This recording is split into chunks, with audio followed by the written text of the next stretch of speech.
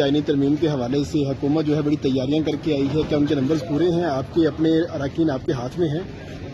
देखिए अल्हम्दुलिल्लाह हमारे अराकीन जो है ना हमारे राबिते के साथ मुझे समझ नहीं आ रही है कि ये आईनी तरमीम है कि ये या उन्होंने कोई बुलडोजर लगाया हुआ है। यानी आईनी तरमीम के जरिए तो आप पूरी कौम की किस्मत के बारे में फैसला करते हैं, और आईनी तरमीम जब करते हैं तो इसमें तमाम सेगमेंट ऑफ सोसाइटी को आपने सुनना होता है क्योंकि वो सारे उससे मुतासर होते हैं, और फिर जो उसकी मुतालिका प्रोफेशनल लोग हैं उसकी डिस्कशन होनी चाहिए। तो ये तो इस तरह कर रहे हैं कि बिल्कुल बुलडोज कर रहे हैं। जो जो जल्दी में हो जाती है उसकी कोई हैसियत नहीं होती, और पता नहीं कहाँ से उसको ऑर्डर मिलते हैं कि उनको इतनी जल्दी है कि आइन जैसे इसमें जो है ना अमेंडमेंट्स इतनी ज्यादा ये कर रहे हैं जोर और जबरदस्ती, और यानी एक तो इसके नंबर पूरे नहीं है, फिर जो इनकी जितने नुमाइंदे हैं उसके बारे में हमारे टिकारे के लिए मौक़िफ़ रहा है कि फॉर्म 47 के उनके पास ये हक नहीं है कि ये जो है ना इतना बड़ा कॉन्स्टिट्यूशन अमेंडमेंट कर सके, और अगर ये करते हैं जोर और जर के जरिए तो इसको कौन मानेगा? अजहर साहब ये बताएं कि मौलाना साहब के साथ आप लोगों की मुलाकात हुई है? अगर इसको भूल भी जाएं ये काजी फाइज के एक्सटेंशन वाले मामले को, दूसरी तरफ केसेस का इतना बोझ है, तो अगर जजेस की तादाद बढ़ाई जा रही है तो एटलीस्ट पाकिस्तान तहरीक-ए-इंसाफ इसमें तो सपोर्ट करें। देखिए हम सबसे पहले तो ये कि हम इसको इलेजिटिमेट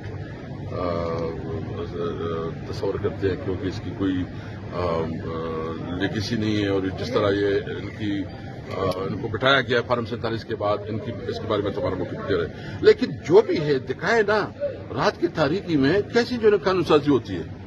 यानी अभी तक जो है ना पूरी पार्लियामेंट के साथ कोई उन्होंने उसकी जो कंटेंट्स है वो शेयर नहीं किए। यानी अभी तक ड्राफ्ट हमारे साथ शेयर नहीं हो रहा। जब अभी तक ड्राफ्ट शेयर नहीं हो रहा तो उसमें मतलब ये बिल्कुल ये पार्लियामेंट को एक रबड़ स्टैम्प बनाया है, बिल्कुल उन्होंने मजाक बनाया है। ये क्या सोचेगी दुनिया कि इस किस्म की पार्लियामेंट होती है कि उसमें न डिबेट होती है न कोई डिस्कशन होती है, और जैसी जो वो ऊपर से ऑर्डर मिलता है और सब ने अमल सदकना। मैं पीपल पार्टी से ये जो अपने आप को बहुत जबूरी कहती है ना, बिलावल भुट्टो साहब ये जबूरियत है। इस तरह ये कानून साजी होगी, इस तरह जो है ना भाई एक फोरम पे लेके आओ, इसके ऊपर डिबेट हो, इस पर डिस्कशन हो, कोई कंसेंसस डेवलप हो।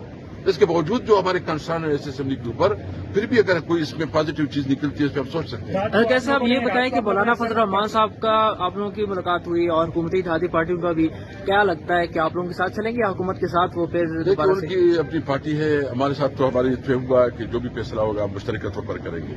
हम उम्मीद रखते हैं कि मौलाना साहब जो है ना और हम अपोजिशन में हैं, और अगर उनको अभी ड्राफ्ट दिखाया गया है वो ड्राफ्ट हमारे साथ शेयर करेगा, हम अपना मौक़िफ़ उसके बाद देंगे। सर ये बताइएगा कल सुप्रीम कोर्ट का वज़ाती फैसला आया, उसके बाद से अब बात जो हो रही है तरमीम से चीफ इलेक्शन कमीशन को भी फायदा होने जा रहा है। आप क्या समझते हैं आपके इंट्रा पार्टी केस जो लगा हुआ है इलेक्शन कमीशन में उस पर कितना असरअंदाज होगा? देखिए अभी तो मतलब है कि अफवाहें, अभी तो कुछ हमारे पास कुछ भी नहीं है कि क्या हो रहा है क्या नहीं हो रहा है, लेकिन जो कुछ हो रहा है एमआर हो रहा है, अनकॉन्स्टिट्यूशनल हो रहा है, रूल्स के खिलाफ हो रहा है।